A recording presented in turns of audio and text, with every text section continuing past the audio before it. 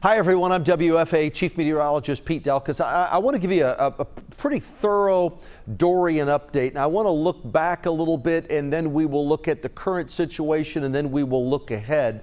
So we've seen, no doubt you have seen the videos and the pictures that have come out of Great Abaco, Marsh Harbor, and then Grand Bahama. You've seen the sheer catastrophic situation that the Bahamian Islands, especially the northern islands, have had to endure over the weekend. Now that the holiday has ended, we're now into, of course, Tuesday. But let's go back to 5 o'clock on Sunday when this very powerful Category 5 was moving through the northern portion of the Bahamas, then moved into Grand Bahama, Freeport here on the west side of the island.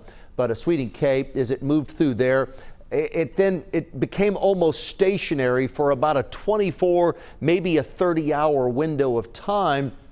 And finally, thank goodness, finally, as we have moved through the early morning today, certainly through the afternoon, this is midnight on Monday night, it then finally started to move more to the north, starting to exit the islands of the Bahamas. And at this point, it is just off the coast of Florida, about 100 and some miles to the east of Melbourne, Florida right now, southeast of Melbourne, Florida right now, and it will continue to pull away from the Bahamian Islands. As we move through tonight, right now, winds in the islands, winds are 50 to 60 plus miles an hour, and then coastal areas of central Florida, 7 o'clock tonight. And I'm using the European model. The European model, once again, has really been fantastic with this. I think the model that has performed the best has been the UK Met. Of course, when you're looking at these models, a European model, it's a number of European countries. When you're looking at the UK Met, we're talking Great Britain.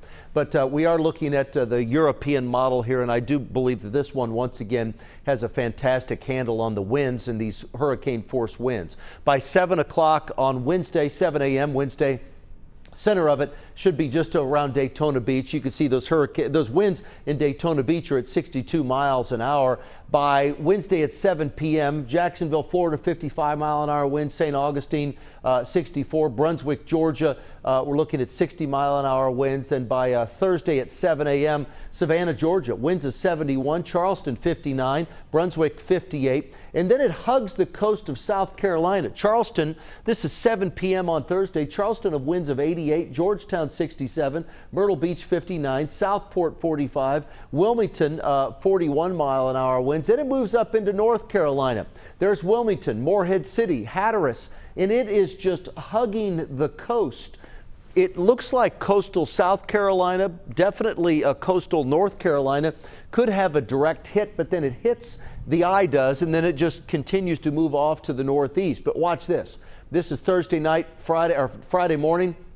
Moves across the Outer Banks, Morehead City, Hatteras, Nags Head, winds at 7 p.m. on Friday, 90 miles an hour. So once again, this is one computer model, but it's the European, and the European has done a fantastic job with its forecast. The eye is becoming a bit better defined, not as just that really well-defined, almost a stadium look to it that we saw over the weekend. Fortunately, that's not happening right now. But on the reflectivity, the radar, you can see a well-defined center of circulation. And at this point, this is the latest information that I have as I record this. The winds are at 110. It's 125 miles east-southeast of Cape Canaveral. Here's the Cape, just to the north of Melbourne, just to the south of Daytona Beach. Category 2, there's once again the winds at 110. Moving to the northwest at 6 miles an hour. There's the track. This is the official forecast, and it really parallels the Florida coast.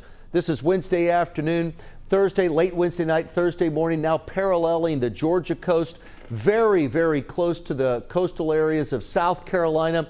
And then the official track moves it across the Outer Banks of North Carolina. That's a Friday morning. Friday afternoon, it is now exiting coastal North Carolina and moving up toward Nova Scotia as we head into this upcoming weekend.